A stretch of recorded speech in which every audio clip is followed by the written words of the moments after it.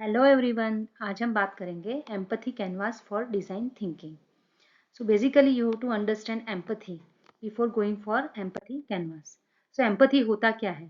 तो empathy basically ability to understand and share the feeling of another person. कोई दूसरे की फीलिंग को हम समझ सकते हैं और उसको हम ऐसे शेयर करते हैं जैसे वो उसकी फीलिंग हमारी फीलिंग है, तो उसे एम्पैथी बोला जाता है। Actually, it is all about putting yourself in someone else's shoes and seeing the world from their perspective.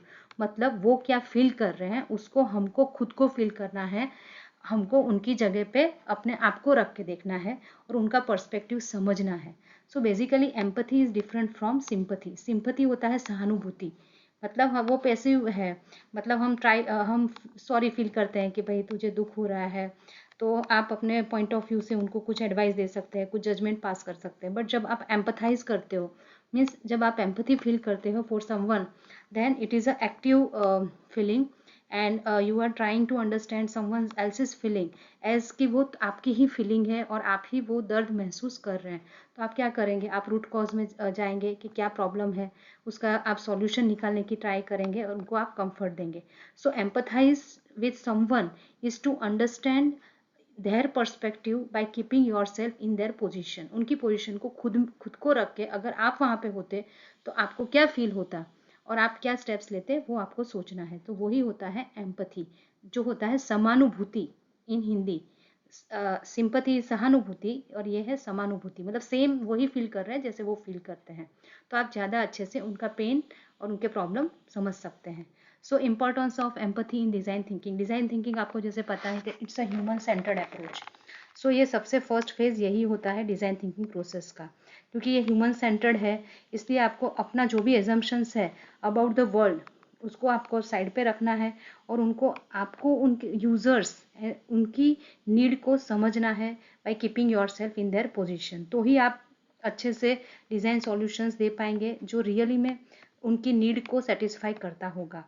So as we understand users thought, feeling, pain, problem, उनके बिहेवियर, तो उसकी वजह से अगर जब हम ये सब समझ के जब भी कोई क्रिएट करेंगे प्रोडक्ट, सर्विस, सॉल्यूशन या experience, then it will be meaningful and impactful from the users point of view. तो हमारा जो ह्यूमन सेंटर डिज़ाइन थिंकिंग का जो कोर है वो सेटिस्फाई होता है with the empathy. Means empathise करेंगे और प्रॉब्लम आइडेंटिफाई करेंगे और उनके हिसाब से ही सॉल्यूशन देंगे। So this is the first stage in design thinking process, that is empathize with your users. So you have to see the world through other people's eye and none of us, हम इतने experience नहीं है कि हम 100% उनकी feeling समझ पाए, but at least हम उसके क्लोज आने की ट्राई कर सकते हैं। So we achieve this empathetic stage by putting aside our own preconceived idea. हमारे जो भी आइडियाज़ है, एजम्पन्स है, उसको बाजू में रख के उनके आइडिया, थॉट्स एंड नीड को आइडेंटिफाई करना है। So see their world, then appreciate them as a human being, understand their feeling and communicate your understanding. उनसे कम्युनिकेट भी करो कि आप जो समझ रहे हो वो सही समझ रहे हो, तो ही आप सही मायने में उनसे एम्पथाइज कर रहे हैं और उनका प्रॉब्लम आइडेंटिफाई कर पाएंगे। सो प्रॉब्लम आइडेंटिफिकेशन के स्टेज के लिए empathize is very important thing. So जब भी हम इसकी बात करते हैं तो डिज़ाइन थिंकिंग यहीं से स्टार्ट होता है, क्योंकि वो ह्यूमन सेंटर्ड अप्रोच है। सो कैसे प्रैक्टिस कर सकते हैं? लिसनिंग, बहुत अच्छे से हमको अटेंशन देना है, वो वर्बली या नॉन वर्बली, मतलब जो नहीं भी बोल रहे वो भी ट्राई करना है समझने का।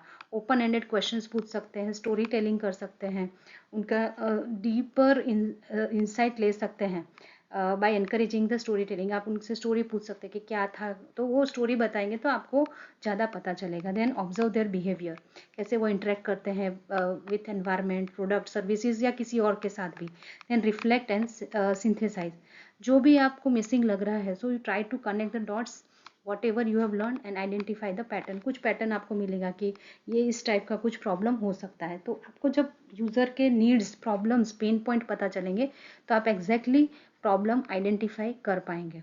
सो रियल वर्ल्ड एग्जाम्पल में आप देखें तो सपोज आपको नया रेस्टोरेंट खोलना है, तो आप कैसे एम्पथाइज करोगे? आप जो भी कस्टमर्स हैं उनका करंट एक्सपीरियंस पूछेंगे, कैसे वो ऑर्डर करते हैं, कैसे इंटरेक्ट करते हैं, वो आप देखेंगे। और जितना भी आपने वहाँ पे देखा उसको आप एम्पथाइज करके आप जो भी एरिया ऑफ इम्प्रूवमेंट है वो आप ट्राई करोगे from their perspective. Then whatever restaurant अगर आप खोलोगे तो वो रियली में उनका यूजर्स नीड के हिसाब से बनेगा। सो अगर आपने एम्पैथी किया है तो जो भी क्रिएट करेंगे सॉल्यूशन, वो पीपल के फीलिंग के साथ डीपर लेवल तक आप कनेक्ट कर पाओगे। एंड स्टोरी बोर्डिंग, अभी जैसे बहुत सारे मेथड्स होते हैं कि एम्पथाइज करने, तो उसमें स्टोरी बोर्डिंग जो है वो एक बहुत ही अच्छा वे है to represent your emotion, their emotions and build empathy for the user. So हम स्टोरी के फॉर्म में उसको समझने की ट्राई करेंगे कि उनके क्या पेन पॉइंट है, और वो स्टोरी बोर्डिंग बोला जाता है। तो जीटीयू ने जैसे एम्पैथी कैनवास सजेस्ट किया है, so it is based on story boarding. मतलब हमको ऐसी स्टोरीज वहाँ से निकालनी है, हम जब ऑब्जर्वेशन करते हैं, इंटरेक्ट करते हैं विद द यूज़र, कि उससे आपको उनके पेन पॉइंट पता चले, तो वो सैड स्टोरीज बोली जाती है। एंड हैप्पी स्टोरीज, अगर आप कुछ सॉल्यूशन प्रोवाइड कर पाते हैं तो वो हैप्पी स्टोरीज। तो स्टोरी बोर्डिंग से आप उनके साथ कम्युनिकेट कर सकते हैं, आपके स्टेक होल्डर्स और क्लाइंट्स के साथ।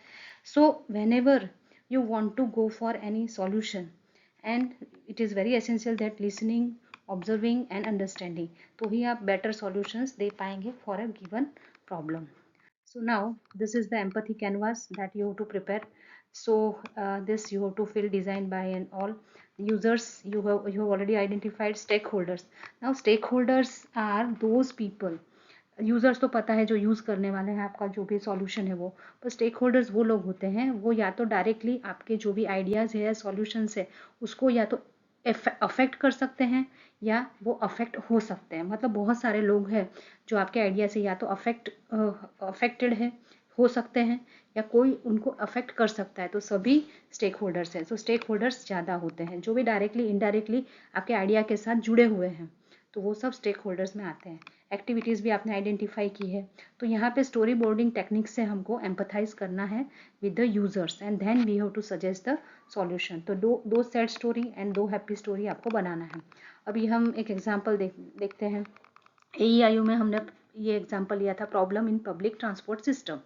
तो उसके अंदर आपको यूज़र्स आइडेंटिफाई करने, तो जनरल पब्लिक, ड्राइवर, कंडक्टर्स और भी यूज़र्स आप आइडेंटिफाई कर सकते हैं। यहाँ पे मैं सिर्फ एक एग्जांपल ले रही हूँ। Stakeholders means all who are affected और who can affect your idea और सॉल्यूशन। तो पैसेंजर्स है, ट्रैफिक पुलिस, रिस्पेक्टिव वहाँ का जो भी लोकल पुलिस है वो, respective authority, then government authority, सब आप लिख सकते हैं स्टेक होल्डर्स में।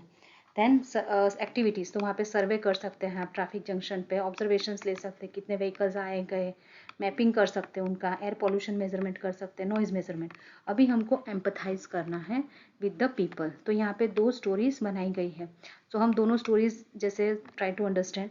सैड स्टोरी, जैसे यहाँ पे last month my friend had to travel to village जाना था, पब्लिक ट्रांसपोर्ट सिस्टम से वो गए, तो सब कुछ अच्छे से चल रहा था, पर सडनली क्या देखते कि उनका वॉलेट मिसिंग हो गया। सो उन्होंने इधर उधर देखा बट कहीं पे मिला नहीं। So he realize that it was stolen by someone who had been on the bus. मतलब वो जा रहे थे और वो, मतलब उनका वॉलेट चोरी हो गया, मतलब सेफ्टी नहीं थी। तो ही थॉट कि भाई यहाँ पे ये सेफ नहीं है ट्रैवल करना। अभी उसका आप हैप्पी स्टोरी कैसे, आप दूसरा उसका रिवर्स, अगर हमारा एक फ्रेंड है, वो जाना चाहता है out of city, but due to poor financial condition वो प्राइवेट व्हीकल अफोर्ड नहीं कर सकता, इसलिए उन्होंने पब्लिक ट्रांसपोर्ट सिस्टम का यूज़ किया। बट विदाउट, अगर पब्लिक ट्रांसपोर्ट सिस्टम आप अच्छे से प्रोवाइड करते हो सेफ्टी सिक्योरिटी के साथ, तो उनको कोई भी प्रॉब्लम नहीं होती है, and he reach at his destination without any difficulty. तो ये हो, मतलब ही इज़ नाउ हैप्पी। सो यहाँ पे जो सैड है वो, यहाँ पे आप उसको अगर आप अच्छा ट्रांसपोर्टेशन दे रहे हैं तो वो हैप्पी में कन्वर्ट हो जाता है। सिमिलरली दूसरी सैड स्टोरी है। A friend of mine always use local bus to travel to office, जाने के लिए वो लोकल बस यूज़ कर रहे हैं, बट उस दिन बस लेट चल रही थी, तो 10 मिनट तक वेट किया फिर भी बस नहीं आई। तो फाइनली एक बस आई जो बहुत ही ओवर क्राउडेड थी, एंड वहाँ पे जगह भी नहीं थी। So it was very dangerous, वो डोर के ऊपर उनको लटक के जाना पड़ा से, और उसके साथ साथ वो लेट भी हो गए वर्क के लिए। सो ही वॉज सैड। सो अभी टाइम मैनेजमेंट नहीं है, हम बस के अंदर जगह नहीं है, तो ये सब प्रॉब्लम्स है। So that we have to see if we suggest some solution. So once, तो उसका हैप्पी स्टोरी, उसका रिवर्स कैसे होगा। Once I thought of using कि भाई पब्लिक ट्रांसपोर्ट यूज़ करते हैं, तो लोकल बस ली घर जाने के लिए office, and I took it and it was very satisfied that it was on time, not overcrowded, time पे चल रही थी, क्राउडेड भी नहीं थी। So I reached at my work on time. Means you are happy. Means जो problem यहाँ पे है, अगर वही प्रॉब्लम आप सॉल्व कर दे रहे हैं तो वो हैप्पी स्टोरी में कन्वर्ट हो जाएगा। ओवर क्राउडिंग भी नहीं हो रहा है, टाइम मैनेजमेंट भी प्रॉपर है, तो ये प्रॉपर पब्लिक ट्रांसपोर्ट सिस्टम आपने प्रोवाइड किया है। So this way by knowing the pain point and problems of the users, by empathizing with them you can convert that sad story into happy story. तो ये story boarding करके हम ये try करते हैं कि जो भी यूज़र्स हैं जो उसको यूज़ कर रहे हैं पर्टिकुलर फैसिलिटीज़ को, उसमें क्या क्या दिक्कतें हैं और क्या क्या प्रॉब्लम्स है, क्या क्या उनकी रिक्वायरमेंट है जो हमको सॉल्यूशन देने के लिए हेल्पफुल होगी।